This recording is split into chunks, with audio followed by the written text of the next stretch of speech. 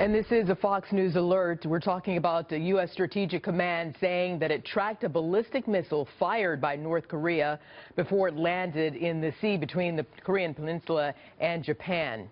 It is the rogue nation's first such missile test since the start of the Trump presidency, and it comes as Mr. Trump hosted the Japanese Prime Minister for dinner last night. The move drawing a joint rebuke from both of them.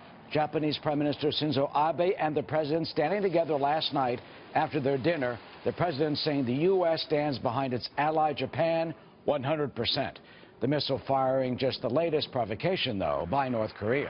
Yeah, Eric, and the threat, we're told, only likely to increase. Military experts predict Kim Jong Un will have the capability to potentially launch a nuclear warhead that could hit us in 3 years. President Trump tweeted last month that it, quote, won't happen.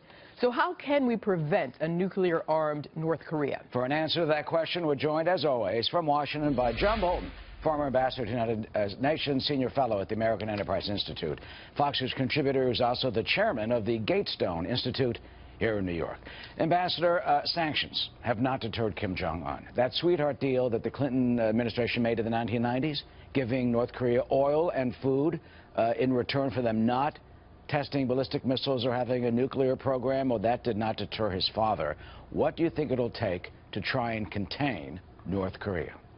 Well, I'm not sure there's anything that's going to contain this regime until it achieves its objective of getting a ballistic missile that can carry a nuclear warhead worldwide, essentially. And there are at least some estimates by the U.S. military that put that capability within reach for them as early as 2018, sometime next year. And let me just say here very clearly, if North Korea can do it, Iran is a very short place away from doing it. Just a question of how much hard currency they would give to North Korea. These two countries work together very closely on ballistic missiles and quite likely on nuclear matters as well. So this is more than just an East Asia threat, although there's little doubt in my mind that the North Koreans timed this missile launch to coincide with Japanese Prime Minister Abe meeting with President Trump. Well, they timed it right in the middle of their dinner. I mean, at Mar-a-Lago, basically. And they've done that before. They've had nuclear tests on July 4th, on our Memorial Day, on our Columbus Day. They timed them for holidays.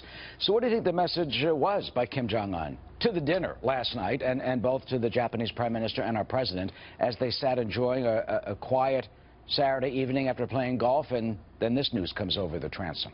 Well, the particular missile, at least the early estimates are, it was a Musudan medium-range ballistic missile, which can not only hit South Korea and Japan, where obviously we have deployed American forces, but also potentially Guam. Now, they've had trouble with this missile, but as they perfect the guidance systems for it, it has a direct impact on their ICBM capabilities as well.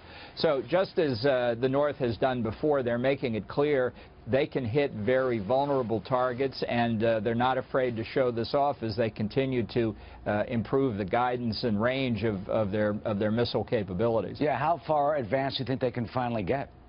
Well, I think the estimates by U.S. Forces Korea and the South Korean Defense Ministry are on target here. Look, they've detonated 5 nuclear devices since the first one in 2006. I think they're on the way to miniaturizing their warhead in order to fit it under the nose cone of a ballistic missile. And look, this is the same kind of testing that Iran is doing. We just saw an Iranian ballistic missile test 2 weeks ago that violated UN Security Council resolutions. The purpose of the test, I think, to perfect their ability as well to deliver nuclear weapons. This threat is rising, and for 8 years under Obama with respect to North Korea, the Obama policy was what they called strategic patience, which was a synonym for doing nothing.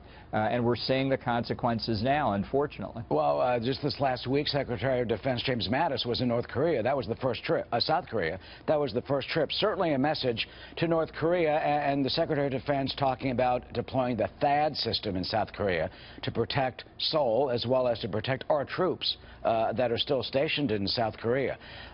This missile launch, obviously, you think a spark, perhaps, by that promise, by this visit, a message to the Secretary of Defense and the Pentagon? Well, quite possibly, but I think the North Koreans are also reacting to something quite interesting in South Korea, which is over the past several years a change in the South's view of the North. They used to think in South Korea they were essentially immune from this threat of missile launches, certainly nuclear warheads or even chemical or biological weapons from North Korea. But I think in recent years they have increasingly come to worry about the North Korean threat. And that's why they've been sympathetic to the deployment of THAAD and other closer relationships with the U.S. and even Japan related to missile defense. Now, South Korea is enmeshed in a terrible government crisis right now. The president impeached, possibly close to being convicted and removed from office. So it's not like South Korea is really in a position to do much one way or the other. But I think Mattis's visit there and to Japan was certainly intended to reassure them that the United States stands with them. I think President Trump said exactly the same thing last night with Prime Minister Abe. Do you think that Kim Jong Un will try and take advantage of the instability that is now occurring in South Korea? I mean, what really realistically do you think are the chances that they may test that, you know, with a missile, or that there's some other type of provocation?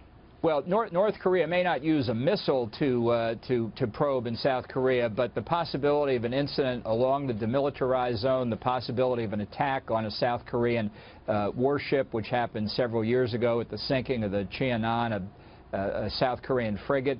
All of these things are possible, I think, for Kim Jong Un to show that he still has momentum and is able to affect developments in the peninsula and around the world. And how do you think this will play out? I mean, what do we do? Can we take out one of their launch pads when we see there's a point when, if they are putting a nuclear warhead on a missile, can our satellite imagery do that, something similar to the Cuban Missile Crisis? Well, I'm afraid our intelligence probably isn't good enough to do that, but I do think we've got to look much more closely at the possibility of some kind of military action, which for years I think had been ruled out by very strong popular opinion in South Korea. And I think one thing that Secretary Mattis probably wanted to examine in South Korea was what is the feeling there and how far they'd be prepared to go.